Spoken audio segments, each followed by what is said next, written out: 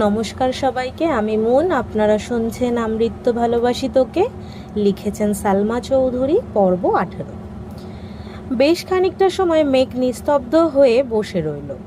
মনের যত কষ্ট, ক্ষোভ, অপ্রাপ্তি ছিল সবই প্রকাশ করলো আপন মনে। ঘণ্টাখানেক বসার পর সোফা থেকে উঠে হাঁটতে শুরু করলো।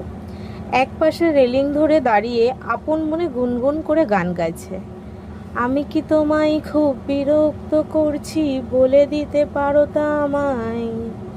হয়তো আমার কোনো প্রয়োজন নেই, তবু লেগে থাকি একটা কোনায়। তুমি বলে দিতে পারো তা আমায়। চিঠি লিখবো না ওই ঠিকানায়। আমারও তো মন ভাঙে, চোখে জল আসে, আর অভিমান আমারও তো হয়। অভিমান আমারও তো হয়। গানটি করলো। অন্যদিকে আবির এখনও চেয়ারে হেলান দিয়ে বসে আছে। 11টার দিকে মালিয়া খান কল করলেন। আবির কল রিসিভ করে সালাম দিল। মালিয়া খান সালামের উত্তর দিয়ে কিছুটা তপ্ত স্বরে বললেন, তুই কি বাসায় আসবি না? আবির স্বাভাবিক কণ্ঠে বলল, আসবো একটু পর। কেন? রাগান্বিত কণ্ঠে মালিয়া খান বলে উঠলেন, তোরা ভাই বোন মিলে কি শুরু করছিস? তুই বাইরে বাইরে থাকিস, তানভীর নির্বাচনের ভেজালে 12টার আগে বাসায় ফিরতে পারে না। এদিকে তোর বোনের 1-2 দিন পর পর কি হয়ে যায়, খায় না কিছু না। তোরা যদি রাতে নাই খাবি তাহলে বলে রাখতে পারিস না, আমরাও তোদের জন্য আর রান্না করব না। আবির হেলান থেকে উঠে মেরুদণ্ড সোজা করে বলল, নিরেট কণ্ঠে শুধালো, মেঘ খায়নি? মালিয়া খান সহসা উত্তর দিলেন, না। আবির গম্ভীর কণ্ঠে বলল, তুমি শুয়ে পড়ো, আমি আসছি। আর কিছু না বলেই উঠে পড়লেন। আবিরকে রুম থেকে বের হতে দেখে রাকিব আর রাসেল দুজনই ছুটে আসে। অন্যান্য দিন কাজ শেষ করে 10টা 10, 10টা 30-এর মধ্যে চলে যায় সকলে, কিন্তু আজ আবিরের মুড অফ দেখে তারা কাজ শেষ করেও বসে আছে। আবিরকে কিছু বলার সাহস পাচ্ছিল না। রাকিব স্বাভাবিক কণ্ঠে বলল, চল আমি তোকে দিয়ে আসি। আবির শক্ত কণ্ঠে জবাব দিল, আমি একা যেতে পারবো। রাকিব পুনরায় বলে উঠল, তোর হাতের অবস্থা দেখছিস, তুই এই অবস্থায় বাইক চালালে তো অ্যাক্সিডেন্ট করবি। তার থেকে আমার কথা মান, আমি দিয়ে আসি তোকে। আবির শক্তর দৃষ্টিতে তাকালো রাকিবের দিকে, দাঁতে দাঁত চেপে ঘোষণা করলো, বললাম তো যেতে পারবো। রাসেল ঠান্ডা কণ্ঠে বলল, এত বৃষ্টিতে বাইক নিয়ে যেতে পারবি?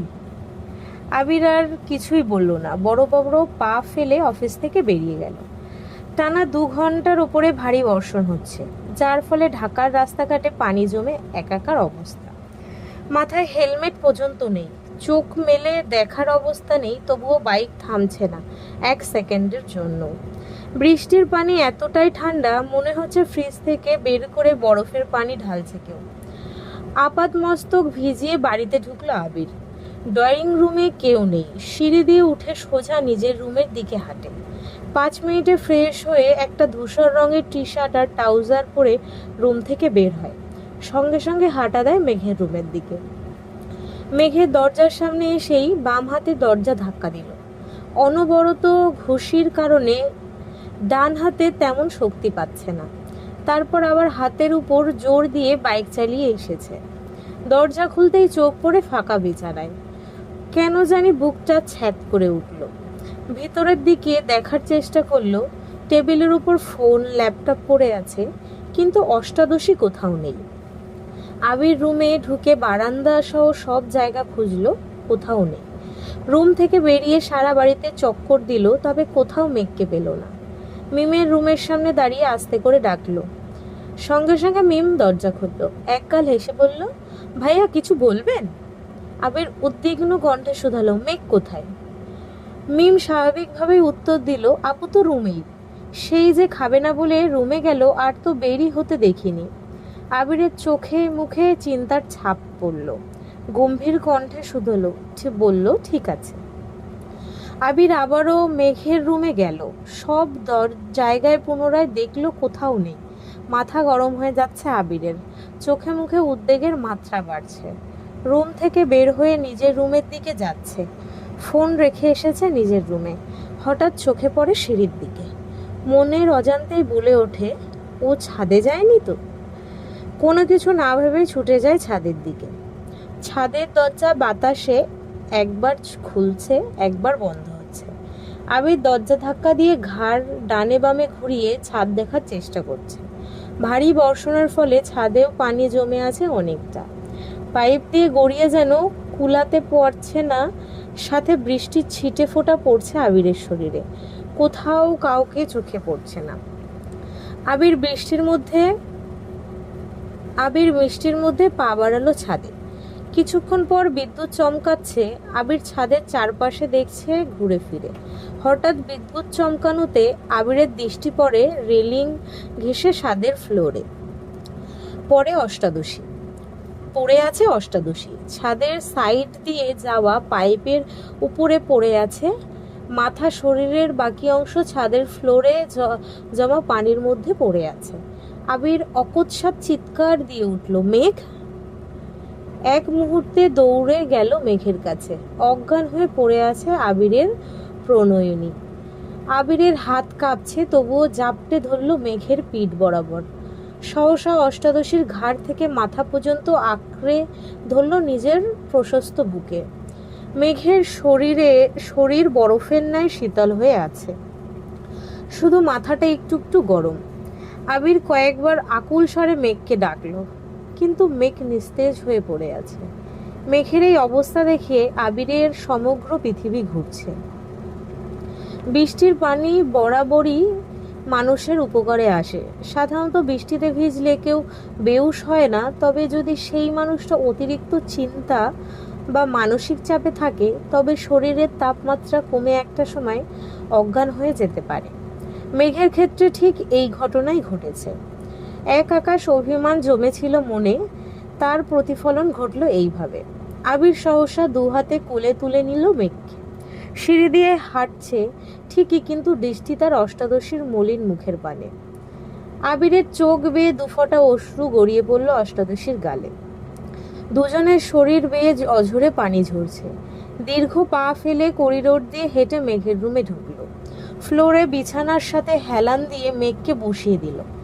টাওয়াল এনে হাত, মুখ আর মাথাটা কিছুটা মুছে দিল। সঙ্গে সঙ্গে রুম থেকে বের হয়ে নিজের রুমে গিয়ে বাইকের চাবি আর হেলমেট নিয়ে ছুটে গেল নিচে। হালিমা খানের দরজার সামনে ভেজা শরীর নিয়ে দাঁড়িয়ে ডাকছে। দুবার ডাকার পরে হালিমা খান দরজা খুললেন। আবিরের জলসিক্ত শরীর দেখে চিন্তিত স্বরে শুধালেন, ভিজে আসছিস? আবির তীক্ষ্ণ স্বরে বলল, মামুনি, তুমি একটু মেঘের রুমে যাও, ওর অবস্থা ভালো না। আপাতত বাড়ির মানুষকে ডেকো না, আমি ডাক্তার নিয়ে আসছি। একদমই কথাগুলো বলল আবির। হালিমা খান আঁতকে উঠে বললেন, কি হয়েছে? আবির চলে যেতে নিয়ে দ্বিতীয়বার ঘাড় ঘুরিয়ে বলল, আর হ্যাঁ, ওর শরীরটা একটু ধুইয়ে দিও। আবির ছুটল দরজার দিকে। হালিমা খান দ্রুত পায়ে সিঁড়ি দিয়ে উঠতে ব্যস্ত হলেন।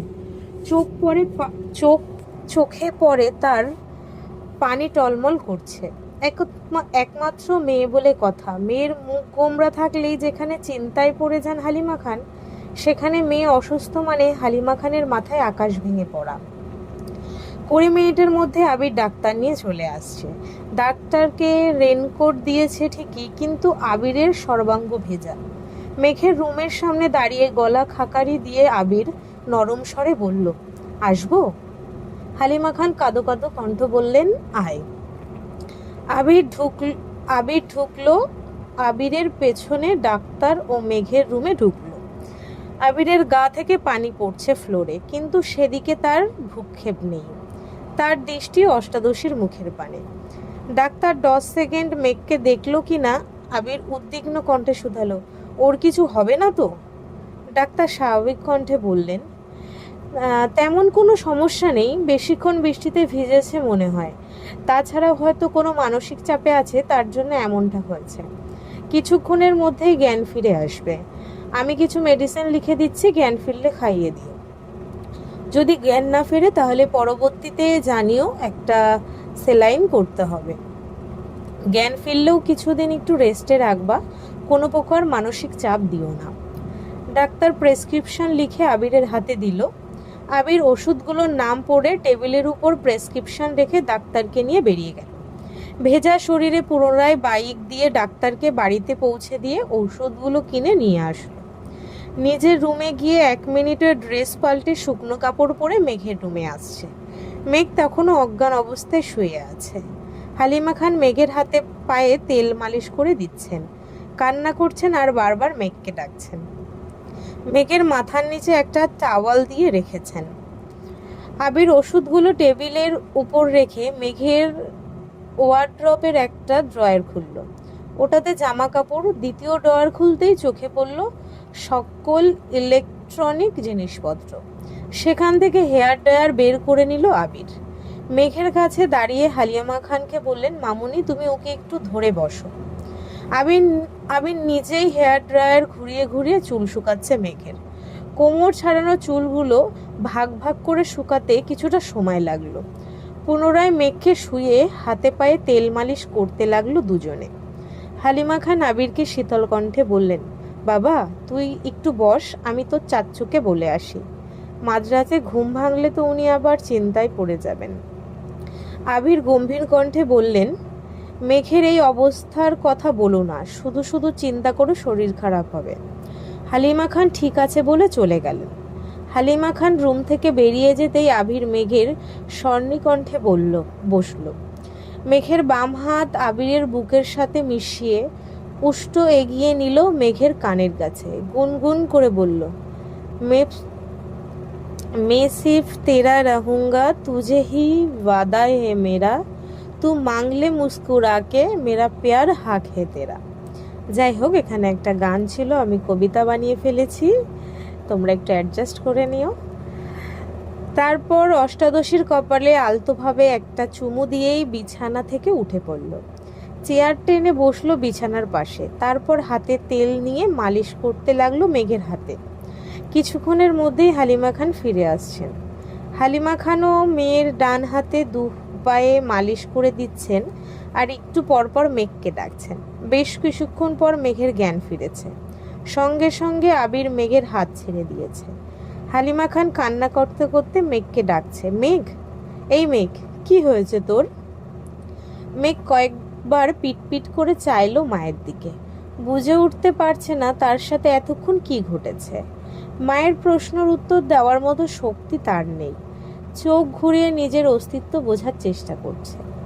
নিজের রুমটা পরখ করতে লাগলো মেঘ। হঠাৎ দৃষ্টি পড়ে বাম পাশে চেয়ারে বসা আবির ভাইয়ের দিকে। মায়াভরা দৃষ্টিতে তাকিয়ে আছে মেঘের পানে। মেঘও কয়েক মুহূর্ত তাকিয়ে রইল আবির ভাইয়ের দিকে। মনে পড়তে লাগলো সন্ধ্যার পর থেকে ঘটে যাওয়া ঘটনাগুলো। তৎক্ষণাৎ দৃষ্টি সরিয়ে নিল আবির ভাইয়ের দিক থেকে। পুনরায় চোখ বন্ধ করে ফেলল মেঘ। হালিমা খান মেঘের কপালে হাত রেখে আঁতকে উঠলেন। সঙ্গে একবার গলাতেও হাত রাখলেন। সহসা বলে উঠলেন, মেঘের তো জ্বর উঠতেছে। আবির গম্ভীর কণ্ঠে বলল, তুমি ওকে ওঠাও, আমি খাবার নিয়ে আসছি। ঔষধ খাইয়ে দিলে যদি একটু কমে। হালিমা খান চিন্তিত স্বরে বললেন, তানভীর কোথায় আছে? আবির শক্ত কণ্ঠে জবাব দিল, ওকে জানিয়েছি, আসতেছে। মেঘ নিস্তেজ অবস্থায় শুয়ে আছে। চোখ খুলে আবির ভাইকে দেখার শক্তিটুকু যেন পাচ্ছে না। কথা বলা তো দূরের বিষয়। আবির নিচে গিয়ে একটা প্লেটে অল্প ভাত আর একটু তরকারি নিয়ে আসলো। হালিমা খান মেঘকে কোনো রকমে উঠিয়ে খাটের সাথে হেলান দিয়ে বসিয়ে নিজে ধরে রেখেছেন। আবির ভাত মাখিয়ে মুখের সামনে ধরে ছোট করে বলল, হা কর। পুরুষালী কণ্ঠে কিছুটা কেঁপে ওঠে মেঘ।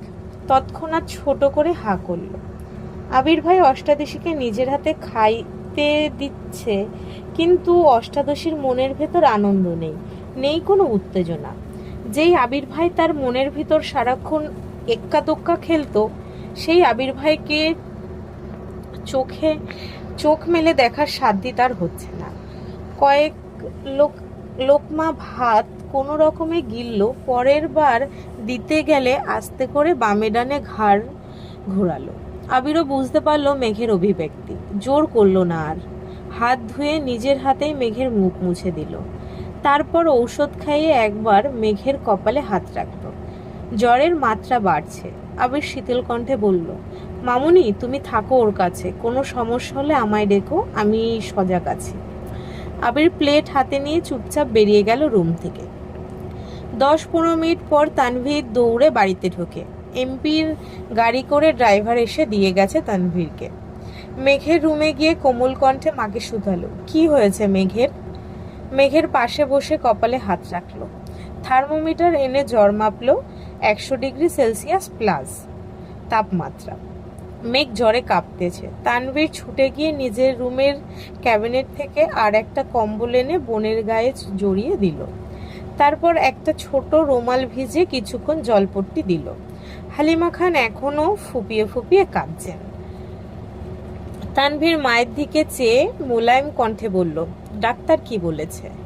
হালিমা খান কান্নারত কণ্ঠে বলেছেন সিরিয়াস কোনো সমস্যা না, রেস্ট নিতে আর চিন্তা কম করতে, ঔষধ দিয়ে গেছেন। ঔষধ খাওয়ানো হয়েছে? হালিমা খান কোমল কণ্ঠে বললেন, হ্যাঁ, আবির খাইয়ে দিয়ে গেছে। তানভীর নমনীয় কণ্ঠে মাকে প্রশ্ন করল, ভাইয়া কোথায়? কিছুক্ষণ হলো গেল এখান থেকে। তানভীর আর কিছু বলল না, চুপচাপ কিছুক্ষণ জলপট্টি দিল বোনের কপালে। তবে জ্বর কমার কোনো নামগন্ধ নেই। এদিকে আবির রুমে এসে ব্যালকনিতে পায়চারি করতে লাগলো। বাহিরে এখনো বৃষ্টি হচ্ছে, মাঝে মাঝে কিছুক্ষণ বিরতি নেয় আর ভারী বর্ষণ শুরু হয়। তাপমাত্রা কম থাকার পরও আবিরের শরীর ঘামছে, স্থির হতে পারছে না কোনোভাবেই। তামাটে চেহারা কুচকুচে কালো বর্ণের হয়ে আছে। দুপুরে খাবার খেয়েছিল, তারপর সন্ধ্যায় শুধু 1 কাপ কফি খেয়েছে। মধ্যরাত হয়ে গেছে, খায়নি এখনো, তাই মুখটা মলিন হয়ে আছে। হাতের অবস্থা করুণ। বাসায় ফেরার পথে ব্যান্ডেজ খুলে ফেলেছিল।